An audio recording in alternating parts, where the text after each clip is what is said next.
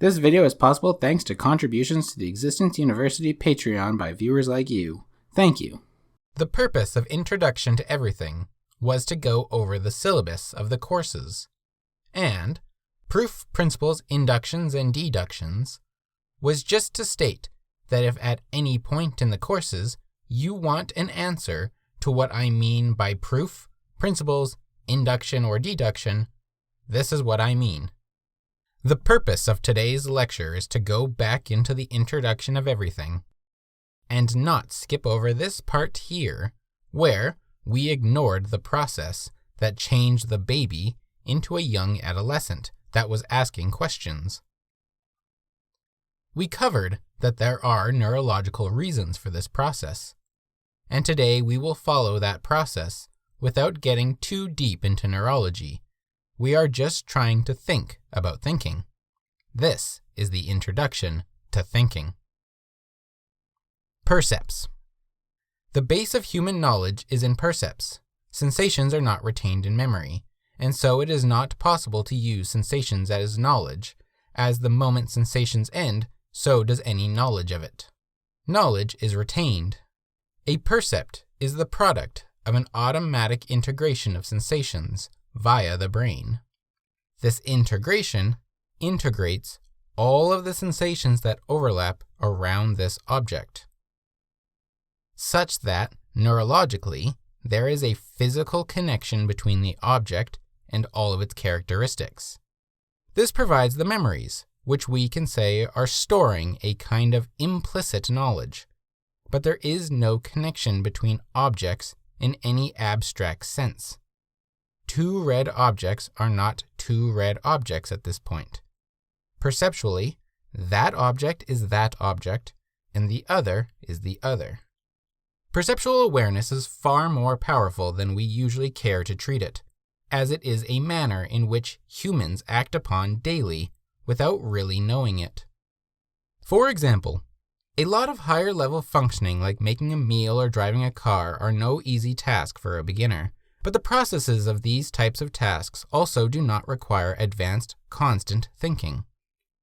These tasks become, then, like a second nature of perceptual associations, and the whole task is automized by essentially just creating a memory pattern in the cerebellum, thus clearing up room in the thinking regions of the brain. So you end up driving all the way to work, or cooking an entire meal, while thinking about something else entirely. And you shock yourself when you realize you just drove across town without really being awake. Likewise, the power of perceptual awareness makes us question the conceptual power of other animals.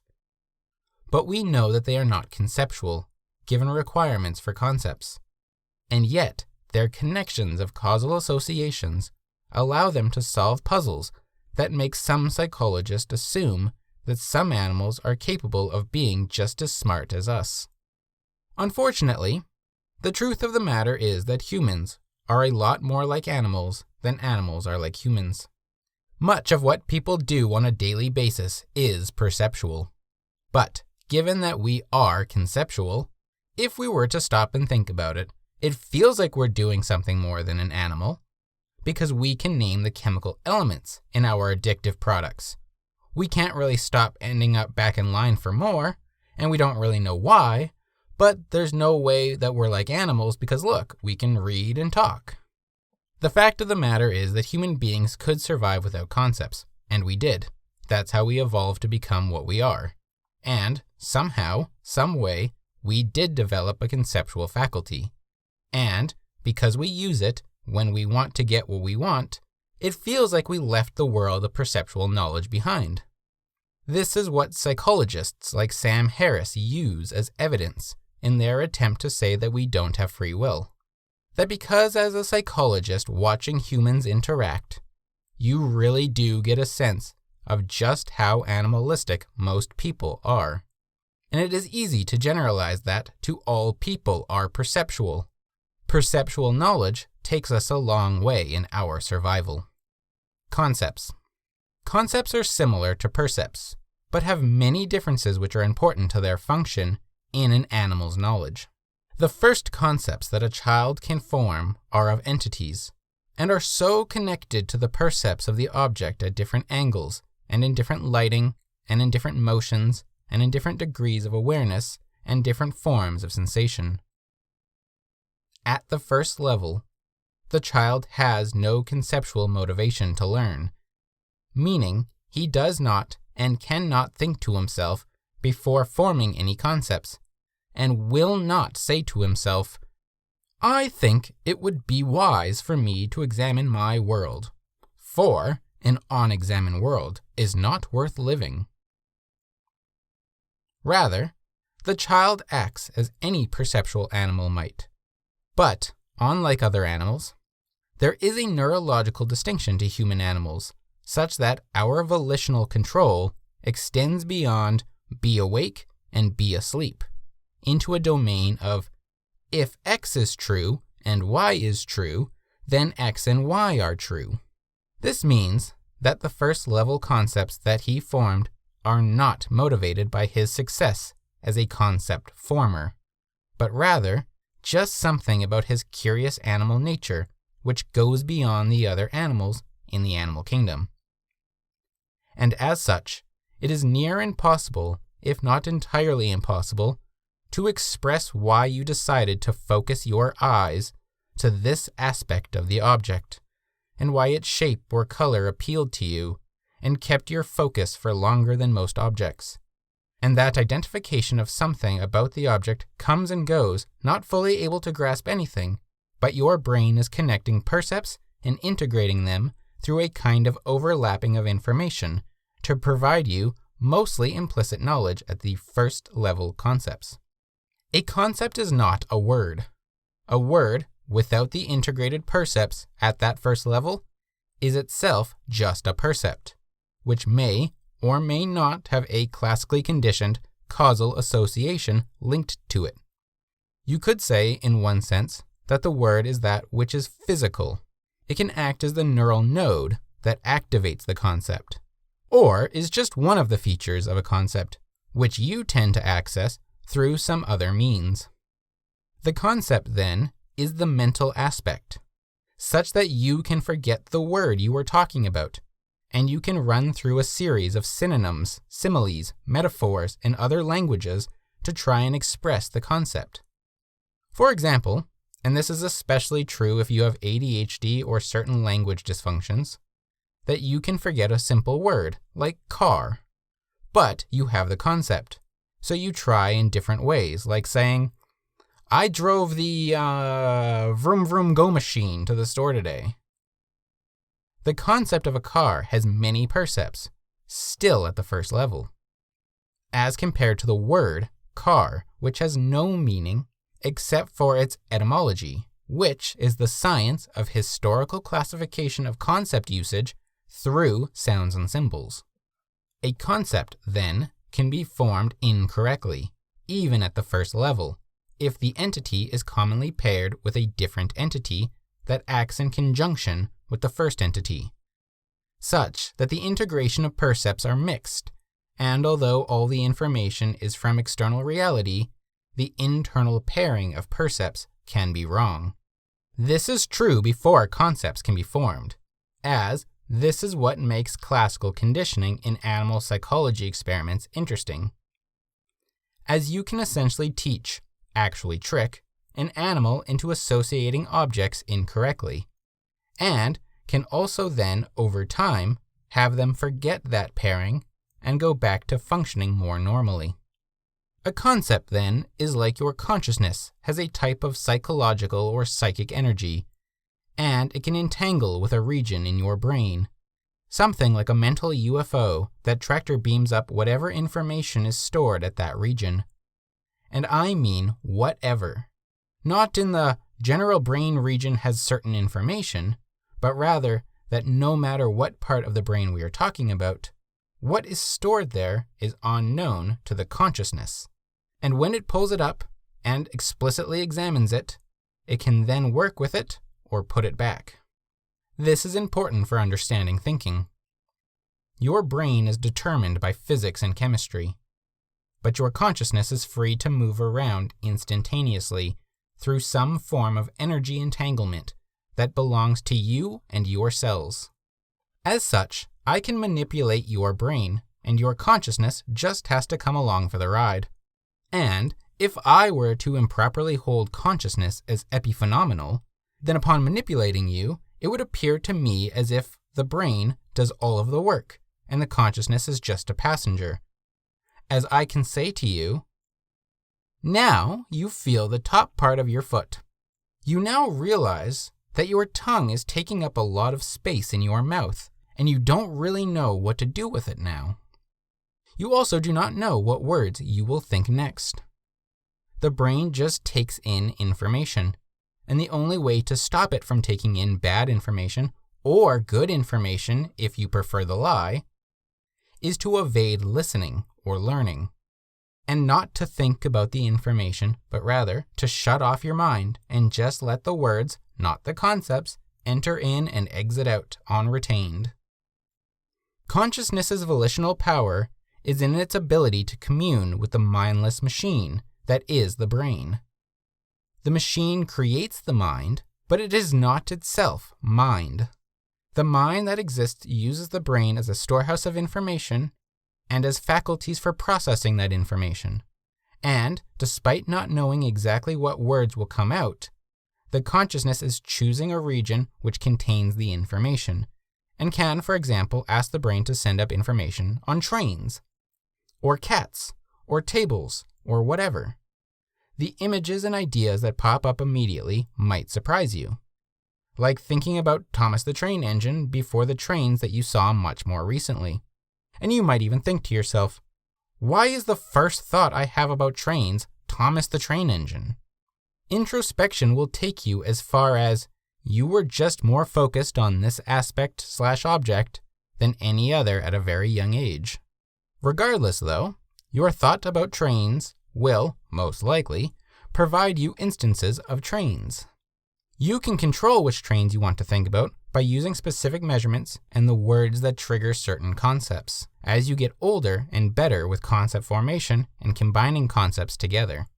In the meantime, as a child forming train for the first time, the train is becoming a mental entity that when the child is playing pretend, he brings with it some, but not all, of the train's attributes and features.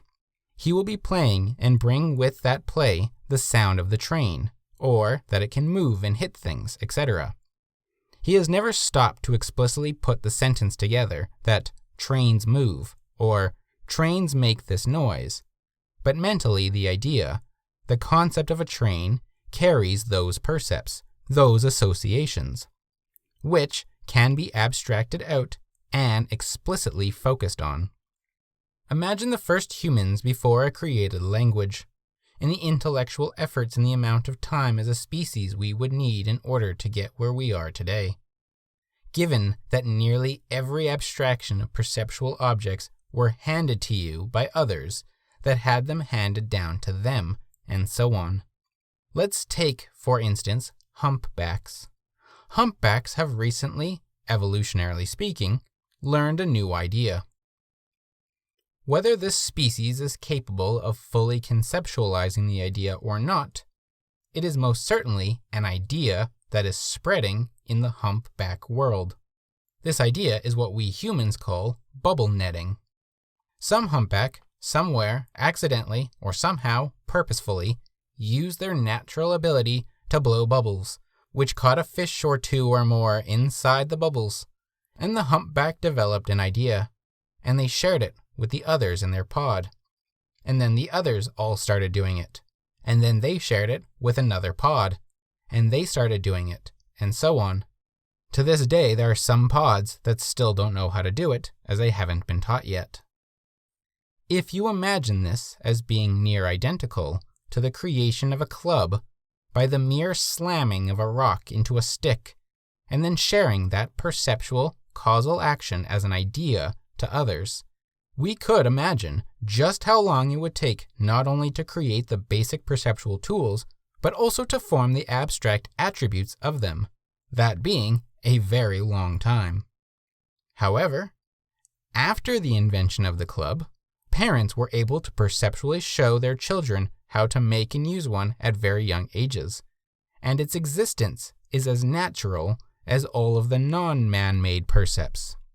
The caveman parents sharing their knowledge through pointing and showing, and as words are used to distinguish one entity from another, so are words formed to distinguish the things about them that we automatically integrated, whether we did so correctly or not. These adult caveman parents learned about the club only a few months ago by watching a different caveman make one. But those parents pass that information on to their very young children with words and actions.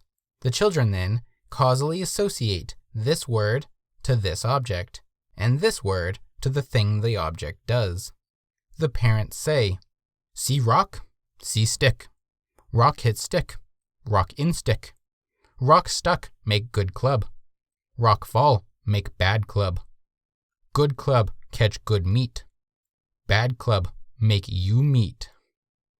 This is how we speak to children, almost naturally in fact, where we share our knowledge and then see if they can learn the idea, the concept, and not just the word. We say things like, "Oh, is that a train you got? Do you know what sound a train makes? What color is that train? Is that train bigger or smaller than your other trains? Where is your other train? Can you find it? Where is it?" Think about just how many abstractions an adult is presenting to the young child. Before a modern child has gained the ability to fully form concepts and propositions, their brain and mind have already been primed to observe aspects they may never have considered, or been aware of, without that person teaching them. This is a major difference between a percept and a concept. The percept of a toy train is of a toy that looks that way, and it makes that sound, and it goes on that track that demonstrates through perception of physical causal observation that the toy is supposed to move. And when it moves, it goes toot toot, etc. The toy comes as a whole, and their siblings and parents and teachers help break that whole down into parts by asking them to focus and identify certain features of the toy, and teaches them to organize those abstractions into perceptually different piles, such that we can either sort our toys by type, so that all of the trains are together and are separate from all of the cars, which are all together, or we could organize them by color or size, etc. These exercises of organizing are also given to us by our parents and guardians and such, telling us when we are wrong, and they are showing us that when they try to get us to put our cars away by color, and we put a red car with the blue cars because we see the similarity in shape perhaps, but haven't picked up color differences yet, and our adult says, "No, that doesn't go there. We want blue only. See how this train is this color? And this car is this color? Look at your car now. See how this color is way different than these two? So it's not blue. This is red. Blues look like this, or like this, or like this, but not like this or this." By comparing two similar colors to a more different color, we can abstract that the organizing is within these perceptual ranges, which we have to think about. The task itself is so simple, it gets automized, and you don't even think about the fact that this is red and this is blue. However, a mid-range color is going to slow you down as you decide if it's more bluish-green or if it's more greenish-blue. Propositions. A percept is an automatic integration of the senses. A concept is, especially at the first level, an integration of percepts. A proposition is not an integration, but an organization of concepts. We speak analogously of concepts being like file folders, where information about the concept exists inside the folder, which is labeled by the concept, most usually represented with an auditory visual symbol called a word. But this analogy is just an analogy. And the fact of the matter is that if every single concept had a separate file folder for each characteristic of the concept, then for every single animal species you learn the name of, you would need to create a new file for fur and four-leggedness and tails and ears, etc., such that only tails of dogs are in the dog tail file, and inside of that is millions, if not billions, of images of tails. If this was the case, our brains would fry, given their capacity in thermodynamics. If you were to save this analogy of the file folder, you have to digitize it, such that the folder is not its own folder inside of each concept, but rather is a link to the original file folder. Or, if you think about it in terms of Wikipedia, the links on a page about a concept take you to the concept of that concept, rather than every Wikipedia page that mentions the concept of energy linking to a brand new page about that particular kind and only that kind. Neurologically, it's just easier to show this as actual links in the wiring, and the information of each concept exists somewhere in the brain, usually inside a region that specializes in that function, such that word sounds are in a different place than word meaning, and destruction to that region can cause an immediate loss to that function. Interestingly, that function can be regained as a new region of the brain can learn to handle that function through rehabilitation and practice. Because of this, you cannot actually open a neuron up mentally or physically and dump out its contents to sort through. The contents of a concept are spaced out in the brain. When you first integrated the concept, the percepts were physically together in the brain. And then, when you stored that information into your memory, the concept was split up to the different regions of the brain that specialize with those percepts or concepts. The job of volitional consciousness, then, is to activate the correct regions of the brain to bring the idea of the concept back together to the forefront of his mind, regardless of what he actually is seeing with his eyes. Therefore, to deal with the concepts as concepts requires that we move our consciousness around the brain to organize the knowledge we acquired, and the product of that process is called a proposition. In order to sort buttons as a child, we need that organization of concepts, and before even verbally stating, "this button is blue," the child has been primed with organizing versus ignoring, and has been presented with many different entities with the same name, which are recognizably more similar to each other compared to entities of a different name, such that the child has been presented the range of blueness, and when their parents don't think that it is blue, they tell them no, and the child takes that as it is. So before their brains spark to question why all these things are blue, they were given the criteria for blue, and get fun attention when they put blue things together. So physically, neurologically, and mentally, the child is primed to discover organization when their cognitive capacities are ready to. And in the meantime, they organize their toys in the same way a dog or cat might.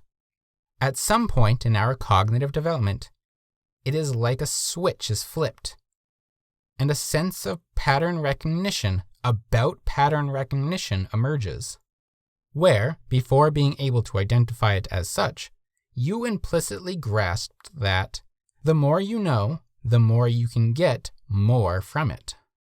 That if you lose a toy, for example, and you really want to find it, you can tell people, "It gone."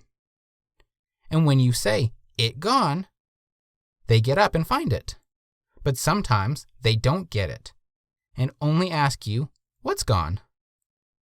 This is where your concepts come into play, as you can use the organizing information you were taught to teach them about the toy without them seeing it. So you say, "It's a train. It's blue. His name is Thomas. He goes toot toot." Suddenly, the adult gets you. Something magically occurred, and they went and found your toy, given the characteristics about it. As the child ages, he also learns that other people have to learn too, and that he can know things that other people don't know. And so it becomes even more important to think about the important parts of a concept to share with them so that they can actually know what you are talking about. So what concepts you pick to explain your idea is what thinking is. And the more essentialized your thinking, the clearer your concepts and ideas are to yourself and to others. And the better you will be at connecting your ideas to get to the goals you desire. The act of lying is formed when you realize that other people cannot read your mind and don't know things that you know. And so you can volitionally decide to link ideas or concepts which do not belong together. The act of lying, mentally, is a linking of concepts which you know do not belong together, or belong together for a totally different reason than you gave. Most jokes and puns also play on this type of linking, where we are connecting ideas that make sense as a sentence, but don't make sense in context, which is what the principle behind comedy is. That principle best being stated as, comedy is playing with people's expectations. Since it is the case that our propositions can be wrong, and that the propositions we learn from others can even be lies, we need a way of checking if our propositions match reality. The propositions are the organization of concepts, and the concepts are based on earlier knowledge, and that earlier knowledge is based on percepts from reality. Everything we receive from percepts comes to us in the form of units of energy. Whether those units exist, or whether we put those units together correctly, or whether we put those concepts together correctly, all make a difference to the final product. The ultimate goal being to reduce everything down to simple mathematical-like terms, which generalize all the cases into a principle, so as to free up our minds for more cool stuff and to make life easier with less work. The manner in which we will check our propositions will be with the various sciences. Science being a systematic method of acquiring knowledge in a given field, and, subsequently, the body of knowledge in a given field. The next video in the playlist deals with the start of the courses as science courses by venturing through natural philosophy. Natural philosophy is preliminary to the sciences, since the division of science, which separates physics, change, chemistry, and biology as distinct fields, requires knowledge of entities, which start for each man and each field as a whole. Everything is just something, in some form, with some stuff, in motion, that we are aware of, and to attempt to say that we should ignore our awareness of it and focus only on its motion would be outlandish. For what reasons would we have at the start to say that chemistry, the study of matter, is different than the study of gravity physics because of its mass from the matter? Or that the gravitational physics is just dynamical physics, and we can ignore mass and just talk about matter in motion? How can we know that matter is not itself just motion? Or do we need a matter to have motion? Is mass caused by matter? Or by motion? Or by our minds? Or maybe it's based on the form of the matter? That will be our topic for next time. Your likes and comments and shares and subscriptions did an amazing job on the algorithm. As a data nerd, you have made my year just based on the information I can derive from the algorithm differences of when you like the video versus when you don't. I'll probably even make a video one day on the topic of how impactful likes and comments are on the algorithm. But in the meantime, keep up the good work of liking the video and providing us more science to do. Thanks everyone, and have a good day and night.